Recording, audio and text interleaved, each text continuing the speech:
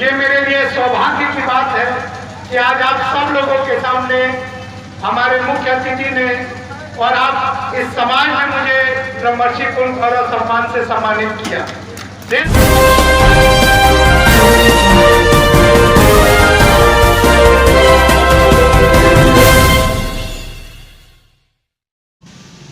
सारण जिला के मढ़ौरा प्रखंड में औदालपट्टी गांव में स्वामी सहजानंद सरस्वती की जयंती बड़े धूमधाम से मनाई गई।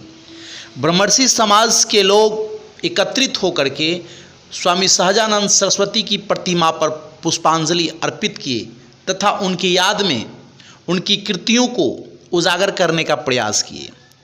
साथ ही साथ पटना एम्स के कैंसर विभागाध्यक्ष डॉक्टर जगजीत पांडे जी को एवं डॉक्टर चंदन कुमार जी को ब्रह्मर्षि कुल गौरव सम्मान से सम्मानित किया गया। अंग वस्त्र देकर के सम्मानित किया गया। ब्रह्मर्षि समाज में एकत्रित सभी लोगों को ब्रह्मर्षि समाज की ओर से अंग वस्त्र देकर के सम्मानित किया गया तथा स्वामी सहजानंद सरस्वती की जयंती समारोह में स्वामी सहजानंद सरस्वती के उज्जवल कृति को उजागर किया गया। मैं आ पाता हूँ या नहीं मैं नहीं जानता, लेकिन ये मेरे लिए सौभाग्य की बात है कि आज आप सब लोगों के सामने हमारे मुख्य अतिथि ने और आप इस समाज में मुझे ब्रह्मर्षि कुल गौरव सम्मान से सम्मानित किया। दिल से और सही में मेरे दिल से मैं आप सब लोगों का धन्यवाद देता हूँ। किसी महान व्यक्ति का जयंती मनाएं, यह परंपरा काफी दिनों से चलते आ रही है। जिस तरह का व्यक्तित्व स्वामी जी का था, 1889 में गाजीपुर के देवरिया में पैदा हुए और 1920 में इन्होंने संन्यास लिया और एक दंडी स्वामी के रूप में अपने को स्थापित किया।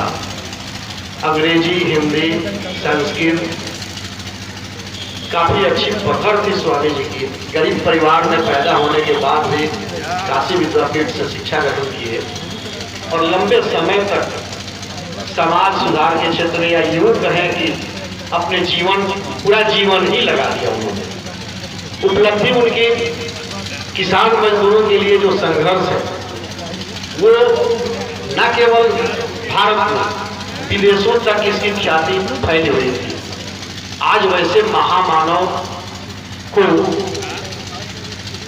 हम कितने याद कर रहे हैं, उनके प्रति हमारी श्रद्धा, हमारी आस्था कहाँ है। नई पीढ़ी स्वामी जी को जान पा रही है कि नहीं जान पा रही है, ये आप आकलन कर सकते हैं। बड़ी पीड़ा होती है जब ऐसे महामानव का कोई कार्यक्रम आयोजित हो और उसके बाद भी लोगों में उत्साह की कमी रहे, तो इस बात को देख के जरूर पीड़ा होती है। आज उनकी 136वीं जयंती है।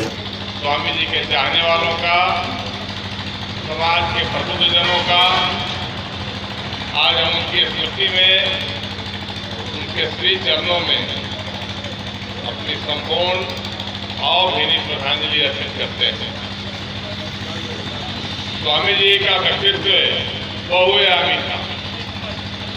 किसी एक पक्ष की चर्चा करने से स्वामी जी के व्यक्तित्व का आकलन नहीं हो सकता है।